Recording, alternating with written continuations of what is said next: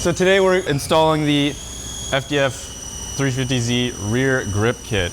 This is a billet knuckle that relocates the control arm pickup points to add grip while you're drifting. It includes this billet knuckle. It includes this upper control arm relocation bracket, this camber arm, toe arm, and traction arm.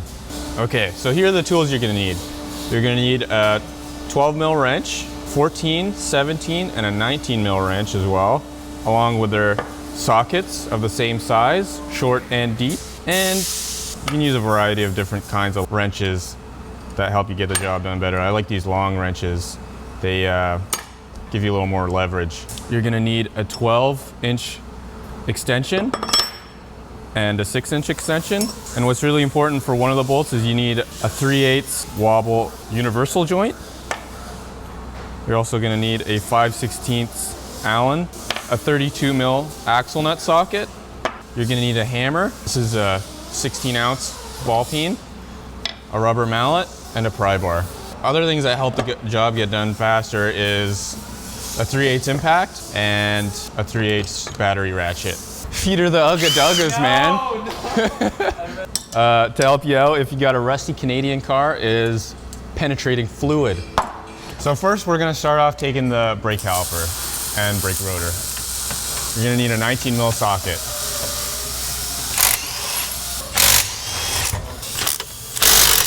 So on this car, it's Josiah's personal car, and we already have an FDF dual caliper bracket installed, and we just have the extra step of taking off another caliper.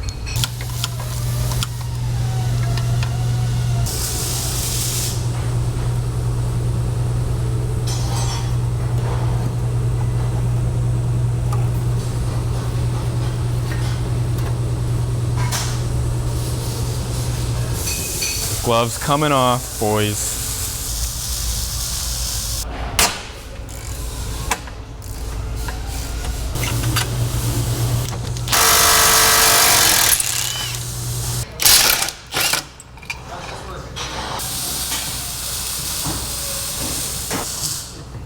All right, so we're gonna take off the axle nut, the 32 mil. So we took out the traction arm bolt that connects it to the subframe. It's in a really tricky spot. It's you need an extension and a wobble to get it out. And now we're gonna take the connection from the knuckle off.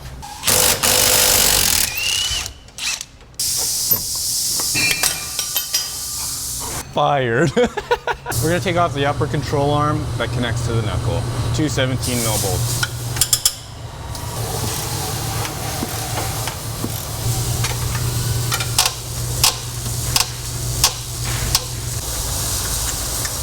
Now we're going to take off the shock bolt. I'm going to disconnect the sway bar. I'm holding the back of the sway bar link with a 17 mil wrench. I'm going to take the nut off with a 14 mil socket.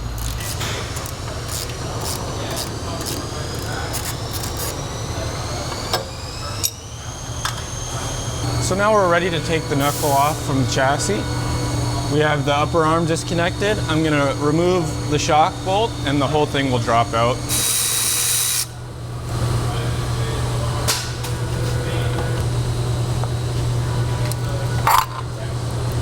Right now we're taking out the rear wheel bearing from the OEM knuckle. We're gonna swap it on to the new grip kit knuckle.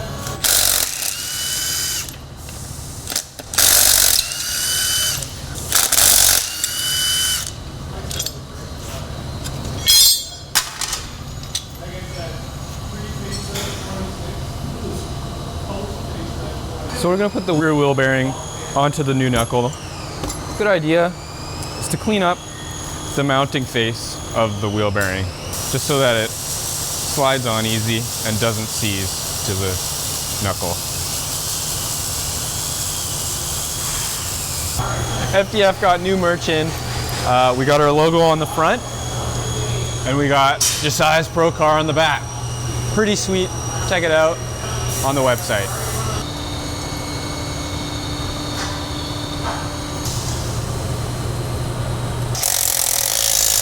So we're gonna put this relocation bracket on first. It goes on the inner mount of the subframe. You might think you need to drop the subframe, but you really don't. You just got to, it's just a tight, real tight fit.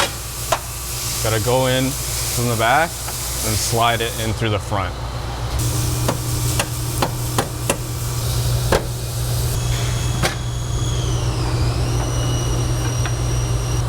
We're going to use the provided hardware. Slip the bolt in from the back and use the washer against the subframe and put the nut on from the outside. Just makes it a little easier. Comes with a spacer here. We're going to put it, it locates the relocation bracket.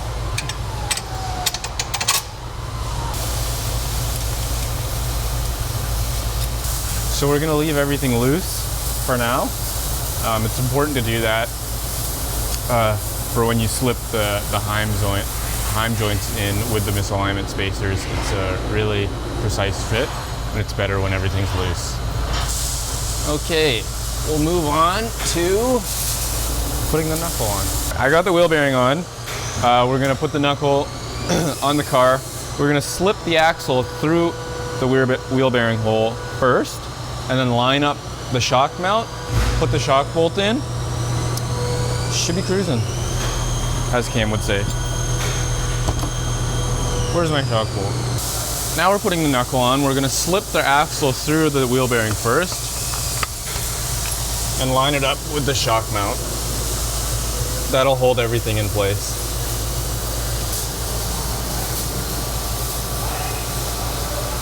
Okay, now we're putting on the camber arm.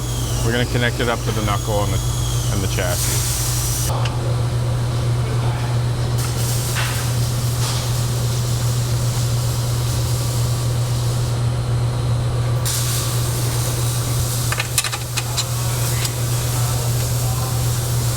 When you get this kit, it'll be provided with eccentric lockout tabs. And what these do is it centers the bolt in the slot in the subframe, so the eccentric bolts are no longer used. Now we're going to bolt up the arm to the bracket.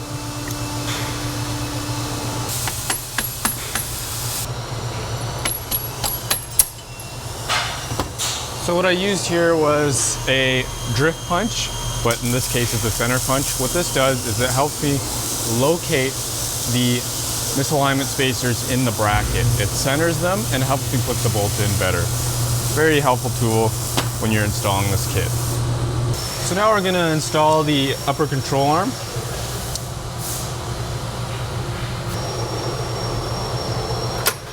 Oh, that slides in nice.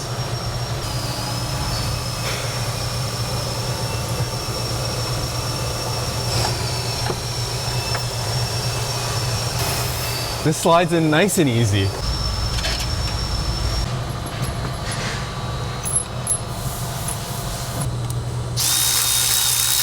Now we're going to put in the traction arm. It's important to put this arm in first before you put in the lower camber arm, because we need to tighten this bolt here. And without putting this arm in first, you can't tighten this bolt with this camber arm in place.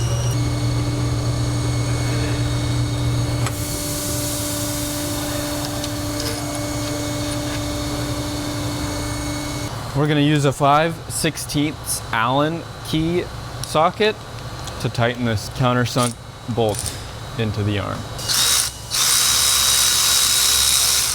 Just going to leave it a couple threads loose until we fully install everything.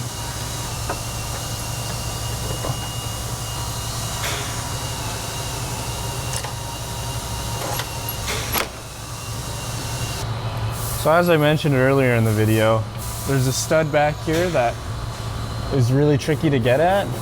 They don't give you a lot of room in the Z33 chassis to get this nut on that's provided with the kit. We'll thread it on first, and then we'll use a universal joint and a 19 mil socket to tighten this nut back here. Now we're gonna work on installing the lower control arm. We're gonna thread the fittings all the way in for install. Have it bottomed out.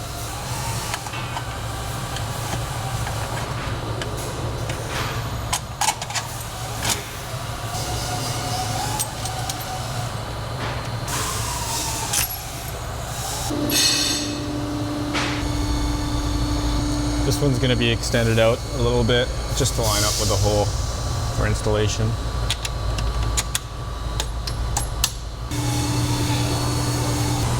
So with this kit, we have to swap over the sway bar bracket on the upper control arm to the new upper control arm.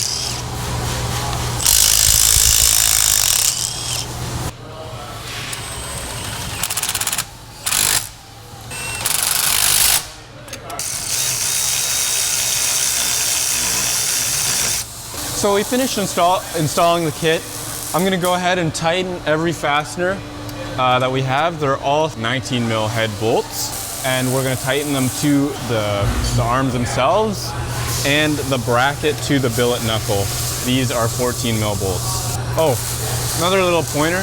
So I left every arm all the way in the compressed position, all the way short to install the kit, except for this camber arm. This one, I just loosened the turnbuckle to line it up with the hole, just for installation. And obviously after that, we're gonna get the car aligned and adjust all these arms accordingly. Get in the right spec. All right, that's it, done. Hey guys, so Kyle just finished the install, and I'm gonna tell you what the benefits are of running the rear grip kit on the 350Z. We'll start with the face of the knuckle. We have this modular dual caliper bracket that bolts right to the knuckle like so and lines up with the provided threaded holes. With this bracket, we're able to swap it out for Z32 brakes, Z33 brakes, even Z34. We could go to Willwoods. We could go to different types of Brembos. We can go to literally any brake caliper that we want. All we need to do is match the rotor with it, and we can just swap the bracket out to put any caliper on it. Obviously it's a dual caliper mount as well. So that goes on there, and we bolt that in. For this car, we're just running the OEM Z33 brakes. The other thing we do is we have an adjustable bump steer toe bracket. What we can do here is change the amount of bump steer or the amount of toe change under compression that we get with this kit. I currently have it in a very modest setting for toe gain. We could move it down to the lowest amount and get up to 1 inch of toe gain under compression, assuming your compression range is somewhere between 3 and 4 inches or 50 to 75 millimeters of compression. It's pretty dramatic. So if you want to have more forward bite when on throttle, you would be adjusting this, or if you want to just simply correct bump steer for racing purposes, you can change the mount where this goes, just depending on whatever your ride height is. The other thing we did was add 25 millimeters of roll center correction to the knuckle. That basically means that we just move the bearing in reference to the control arm pickup points, so that on a lowered car, the kinematics are better. We also took the upper control arm mount and lowered it as much as possible on the knuckle. What this does is it gives us a much better camber curve when the car is lowered, and it's going to be able to control that camber under compression a lot better. And we also added a relocation bracket to the upper control arm, which this also helps with camber gain, but it also gives us a lower anti-squat percentage. So on throttle, the car is going to compress easier, which in drift is going to be optimal for getting the most amount of grip out of the chassis. Now, for road racing, we actually want to encourage camber gain, and we actually want that camber gain under compression. So when we're in a hard corner, the tires are going to grip more based on their slip angle. So we actually sell this kit without that correction as well. You can run it with or without. For drifting, this is what I'm doing, so this is what we have the car set up as. And it's also going to give us the best tire wear, because under compression we're not going to get any camber wear on the tire. So the last point, which is really important because we tested this out a bunch, this bracket bolts to the knuckle using 5 bolts. If you're in an accident, the first thing to go on a 350Z, usually if you're tapping the wall or you do a front and rear hit on the wall, those are the most common, you're probably going to damage your subframe because the subframes on these cars are made out of aluminum. So we made this collapsible toe bracket that you can actually change in the event of an accident, swap it using these 5 bolts, take the toe arm off, and it will actually not even affect your alignment because these brackets are all CNC cut. As long as you take it off and put a new one back on, you can just reconnect the toe arm. Toe will be unchanged. You'll successfully have saved your subframe, and you can get right back on the track within 5 minutes pretty easily. So this is our modular toe bracket. It's a crumple zone. Everything else will stay intact. This is your weak point, and it's the easiest part to change on the whole kit. So those are the benefits of the 350Z rear grip kit. Thanks for watching the install video. Hope it helps you guys out. Don't forget to like, subscribe to our channel. Like the video, subscribe to the channel. You know what to do. Appreciate it. See you guys in the next one.